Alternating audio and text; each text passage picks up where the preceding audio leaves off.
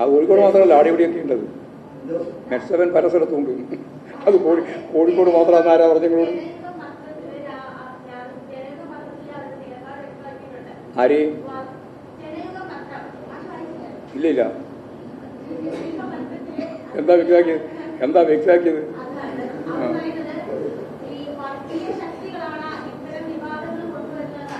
ആ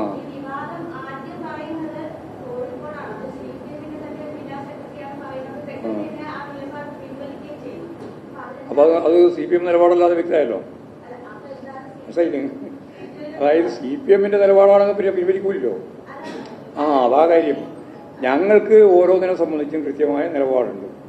ആ നിലപാട് എങ്ങനെയെല്ലാം ഈ വർഗീയ ശക്തികളും തീവ്രവാദ പ്രസ്ഥാനങ്ങളും വിവിധങ്ങളായ മേഖലയിൽ ഇടപെടുന്നുണ്ട് എന്നതിനെപ്പറ്റിയെല്ലാമുള്ള വ്യക്തതയുണ്ട് ഞങ്ങൾക്ക്.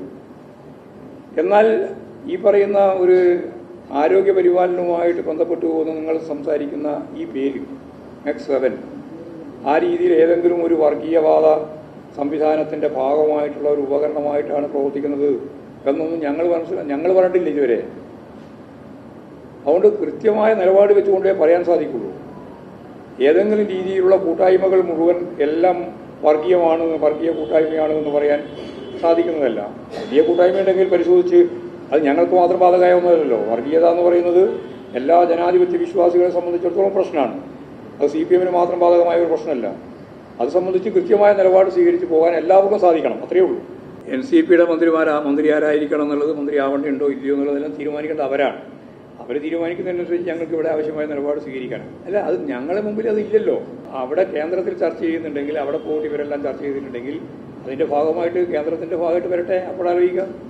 ഞങ്ങളുടെ മുമ്പിലില്ല. നിങ്ങളിപ്പോൾ അവിടെ പ്രകാശ് കാരാട്ടോട് പറഞ്ഞിട്ടുണ്ടെങ്കിൽ പ്രകാശ് കാരാട്ടും അവർ നടത്തിയ ചർച്ചയെ സംബന്ധിച്ച് നമ്മളോട് പറയല്ലോ.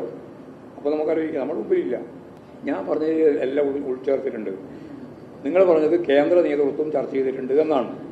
കേന്ദ്ര നേതൃത്വം ചർച്ച ചെയ്ത് കഴിഞ്ഞാൽ സ്വാഭാവികമായിട്ടും ഞങ്ങൾ അറിയേണ്ടതും ഞങ്ങൾ നിലപാട് സ്വീകരിക്കേണ്ടതുമാണ് പ്രശ്നമെങ്കിൽ നമ്മുടെ മുമ്പിൽ വരുമല്ലോ. അപ്പോൾ അങ്ങനെ നമ്മുടെ മുമ്പിൽ വന്നാൽ അപ്പോഴാലോചിക്കാം. ഇപ്പോഴും നമ്മുടെ മുമ്പിൽ വന്നിട്ടില്ല. അല്ല, ഞങ്ങളല്ല നിലപാട് സ്വീകരിക്കേണ്ടത്. അത് അവിടെ നിന്ന് തീരുമാനിക്കേണ്ടിയാണ്. അവർ തീരുമാനിക്കേണ്ടിയാണ്. അവരെ പാർട്ടിക്കകത്ത് തന്നെയുള്ള പ്രശ്നങ്ങളുമായി ബന്ധപ്പെട്ട് അവരും അതുപോലെ തന്നെ മറ്റു പാർട്ടികളുമായി ഉഭയകക്ഷി ചർച്ചയൊക്കെ നടത്തിയിട്ട് എന്തെങ്കിലും കാര്യം നമ്മളോട് പറയേണ്ടതുണ്ടെങ്കിൽ ഞങ്ങളത് കേൾക്കുക, മനസ്സിലാക്കുക, നിലപാട് സ്വീകരിക്കുക. അങ്ങനെയല്ലേ ചെയ്യാൻ പറ്റുള്ളൂ. ഞങ്ങളുടെ മുമ്പിൽ ഇപ്പോഴില്ല. ഇടതുപക്ഷ ജനാധിപത്യ മുന്നണിയുടെ ഭാഗമായിട്ട് പതിറ്റാണ്ടുകളായിട്ട് തുടർന്ന ഏറ്റവും പ്രധാനപ്പെട്ട പാർട്ടികളിൽ ഒന്നാണ് NCP. അതിൽ പ്രസിഡന്റ് ആര്, സെക്രട്ടറി ആര് നോക്കിയിട്ടല്ലോ, ഒരു നിലപാടടിസ്ഥാനപ്പെടുത്തിയിട്ടാണ് ഇടതുപക്ഷ ജനാധിപത്യ മുന്നണിയോടൊപ്പം നിൽക്കുന്നത്. ആ നിലപാടിൻ്റെ ഭാഗമായിട്ടാണ് അവർ ഞങ്ങളുമായിട്ട് സഹകരിച്ച് പ്രവർത്തിക്കുന്നത്. അല്ലാണ്ട് വേറെ ഏതെങ്കിലും രീതിയിലല്ല. ആരതിൻ്റെ പ്രസിഡന്റ് ആവുന്നു, ആരതിൻ്റെ സെക്രട്ടറി ആവുന്നു നോക്കിയിട്ടല്ല. അതുകൊണ്ട് സ്വാഭാവികമായിട്ടും ഒരു രാഷ്ട്രീയ നിലപാടിനെ അടിസ്ഥാനപ്പെടുത്തിയിട്ട് മാത്രമേ ഇടതുപക്ഷ ജനാധിപത്യ മുന്നണിക്ക് കാര്യങ്ങൾ കൈകാര്യം ചെയ്യാൻ സാധിക്കൂ.